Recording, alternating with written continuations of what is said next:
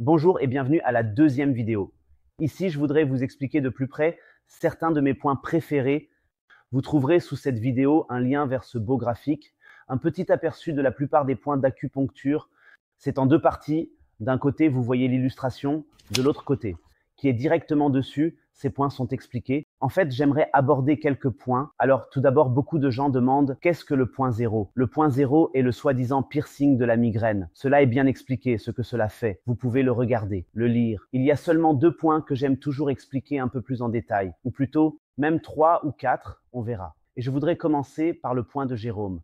Et cela parce que la plupart des gens, lorsqu'ils reçoivent de ma part les 4 aiguilles d'acupuncture expliquées dans la vidéo 1 pour la musculature de l'épaule, il y a un point inclus. C'est le soi-disant point de sérum. Et pour le point de Jérôme, vous pouvez lire à quoi il sert. En effet, c'est un des points pour les troubles de l'endormissement et du sommeil, c'est bien sûr explicite. Mais il y a une phrase importante à la fin. En effet, il est dit que le point de Jérôme est harmonisant pour le système végétatif. Et c'est une phrase très importante, entre parenthèses d'ailleurs, pouls, pression artérielle et température. Et c'est une phrase très importante que je voudrais vous expliquer un peu plus en détail, car pour ceux qui ne travaillent pas dans le domaine médical, cette phrase peut sembler anodine, mais elle est vraiment, vraiment importante. Que signifie exactement la phrase harmonisé végétatif? Je dois maintenant faire un petit retour en arrière en médecine et peut-être d'abord vous expliquer ce qu'est le système nerveux végétatif et ce qu'il fait exactement dans notre corps. Tout d'abord, le terme générique dans notre corps est le système nerveux végétatif. Trois systèmes nerveux très importants lui sont subordonnés. La plupart des gens ont déjà entendu parler du soi-disant système nerveux sympathique et du système nerveux parasympathique. Il existe un troisième système nerveux, le soi-disant système nerveux entérique. Le système nerveux entérique est responsable des fonctions des organes et des intestins dans notre corps. La fonction des organes et des intestins est explicite. Le syndrome du côlon irritable serait par exemple un tel problème ou un problème avec les commandes des organes. Je laisse de côté le système nerveux entérique car c'est explicite. Donc il reste le système nerveux sympathique et le système nerveux parasympathique. J'aime bien le montrer ainsi car c'est simplement plus clair. Le système nerveux sympathique est toujours actif lorsque nous sommes stressés, en situation de danger, en cas d'urgence. Donc tout ce qui est actif, le système nerveux parasympathique, c'est le repos, la détente et le sommeil. Logiquement, ces deux systèmes nerveux ne peuvent jamais fonctionner simultanément. Vous ne pouvez pas être éveillé et dormir en même temps, sauf peut-être téléporté, mais en règle générale, cela ne fonctionne normalement pas. Normalement, on est soit éveillé, soit endormi, soit stressé, soit détendu. Les deux en même temps ne fonctionnent pas ainsi dans le corps. Pourquoi est-ce important? Notre corps a besoin de ces deux programmes, car chacun de ces deux programmes nécessite ses propres hormones, organes et substances de base. Je vais commencer par expliquer avec le système nerveux sympathique.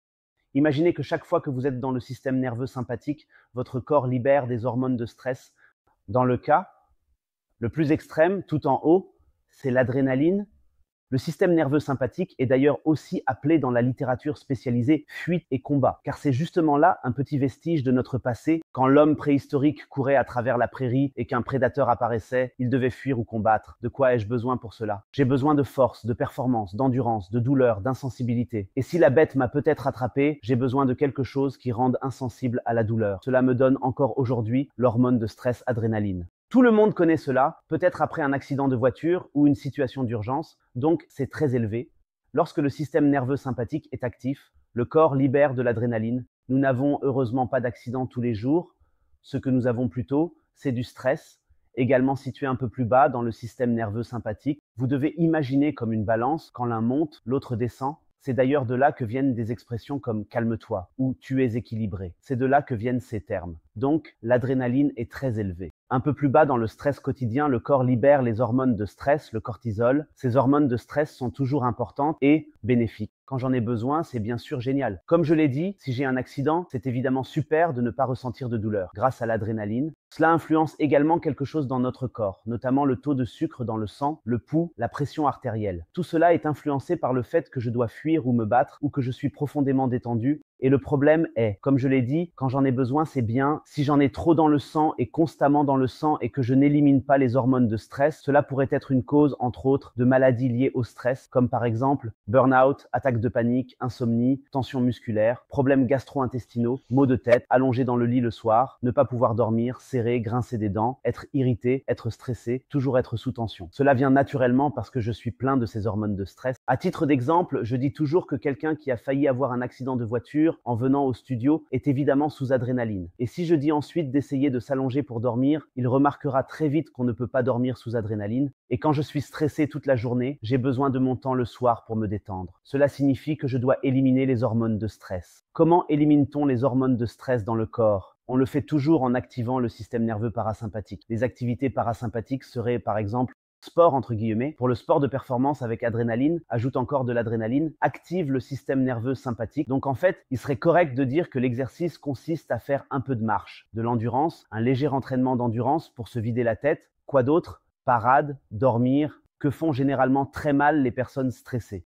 Yoga, méditation, vacances, tout ce qui vous détend et vous calme réduit les hormones de stress. La plupart d'entre nous ne le font malheureusement pas assez. Je dis toujours que nous sommes stressés pendant 20 heures, puis nous dormons 4 heures et encore 20 heures de stress, et cela ne peut pas fonctionner à long terme. Oui, et c'est exactement pourquoi il est important de se détendre. Ainsi, le point de Jérôme agit ici de manière harmonisante. Si je place les aiguilles, comme expliqué dans la première vidéo, d'un seul côté au début, vous obtenez en gros 50% de l'effet. La plupart des gens le remarquent, c'est pourquoi je l'utilise volontiers. Bien sûr, ce n'est pas cette tranquillité en premier lieu. Bien que certains soient assis ici et après que j'ai donné la conférence, leurs yeux deviennent plus lents et ils me demandent de parler plus lentement. Ils disent qu'ils ne peuvent plus me suivre parce qu'ils deviennent parfois fatigués. Mais c'est plutôt rare. La plupart des gens remarquent la relaxation musculaire. C'est pourquoi je l'utilise volontiers, ici aussi. Si vous recevez maintenant l'aiguille de ma part et dites « Hey !» ce dont tu parles, je dois absolument tester. Faites-le moi savoir. Je fais l'équilibrage. Vous avez 50%, 100% de l'effet et tout le potentiel. Comme je l'ai dit, le point de Jérôme a un effet quelque peu harmonisant.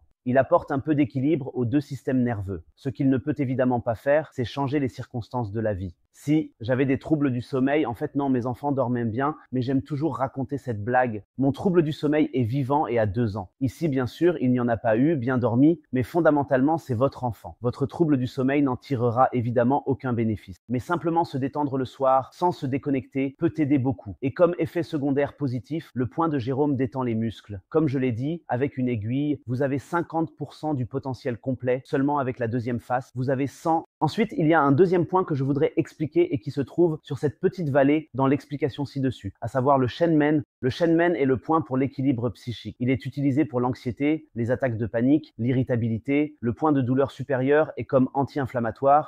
Ces 2 points, le point de Jérôme et le Shenmen, se complètent et se renforcent mutuellement. Ils forment une super symbiose. Pour moi, en tant qu'observateur extérieur, il est toujours très difficile de dire lequel est meilleur pour toi, car ces 2 points sont extrêmement similaires.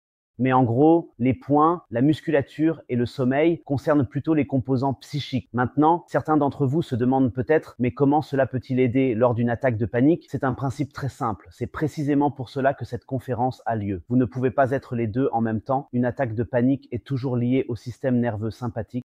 Que veux-je atteindre lorsque je hyperventile et que je fais une attaque de panique? Je veux devenir parasympathique, me détendre. Alors que fait-on? On respire par exemple dans un sac, ce qui permet d'inhaler du dioxyde de carbone, de minimiser la teneur en oxygène. Cela rend légèrement somnolent. Et quand je deviens somnolent, le système nerveux parasympathique devient actif. On l'appelle aussi régénération et digestion. C'est pourquoi on devient fatigué après avoir mangé. C'est assimilé au sommeil.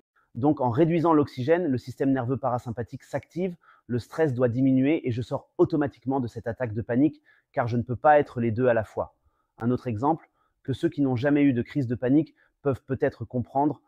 Si vous avez eu une journée de travail stressante et que vous avez heureusement un rendez-vous de massage aujourd'hui, vous vous allongez sur cette table de massage, puis le masseur ou la masseuse commence à vous masser le dos et si vous pouvez vous détendre, alors la plupart des gens s'endorment. Après 20 minutes sur la Lille Saban Rouge.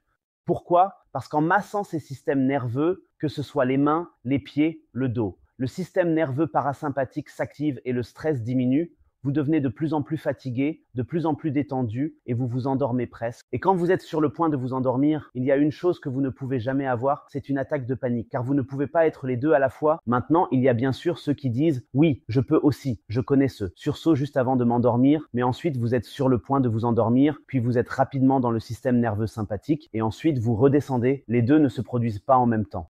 D'ailleurs, un petit conseil, je vais aussi vous mettre le lien ci-dessous. Il existe des tapis d'acupression si vous voulez essayer cet effet de massage. Ces tapis yantra et tapis d'acupression, comme on les appelle parfois, sont disponibles sur Amazon. Les prix commencent à 17 € et vont jusqu'à 160 €. C'est en fait toujours la même chose, peu importe le prix. Au début, ce serait un peu désagréable, mais avec le temps, quand on s'allonge dessus, c'est très relaxant. On ressent cette sensation quand on devient de plus en plus somnolent en étant allongé dessus. Je ne peux que recommander. Alors, peut-être encore expliquer expliquer brièvement un ou deux points. Toujours très brièvement expliquer le point de la thyroïde. Le point de la thyroïde est souvent demandé. Aussi pour la perte de poids. Je ne suis pas du tout fan de cela.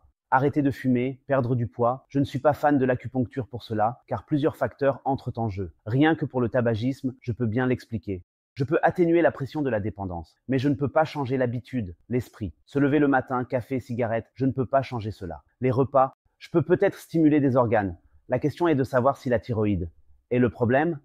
Mais je ne peux pas changer mes habitudes alimentaires. Manger 3 fois par jour McDonald's, un paquet de chips et une tablette de chocolat, je ne peux pas le changer. C'est bien sûr clair. Donc, on peut stimuler le point de la thyroïde. Mais attention, je préfère le faire d'abord avec une aiguille, pour la simple raison que si, par exemple, une maladie de Hashimoto est présente sans être connue, cela pourrait mal finir. Pourquoi? Si la thyroïde est stimulée, il pourrait y avoir un risque avec Hashimoto, car c'est une maladie auto-immune, que le corps commence à produire plus d'anticorps et les détruit encore plus rapidement. Je ne peux d'ailleurs stimuler que ce qui est encore là.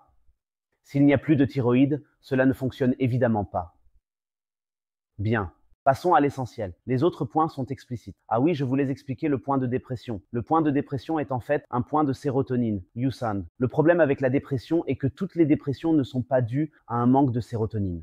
Cela peut aussi être un traumatisme, du stress, comme mentionné, ces hormones de stress. Personnellement, je suis plutôt fan de Shanmen et du point de Jérôme.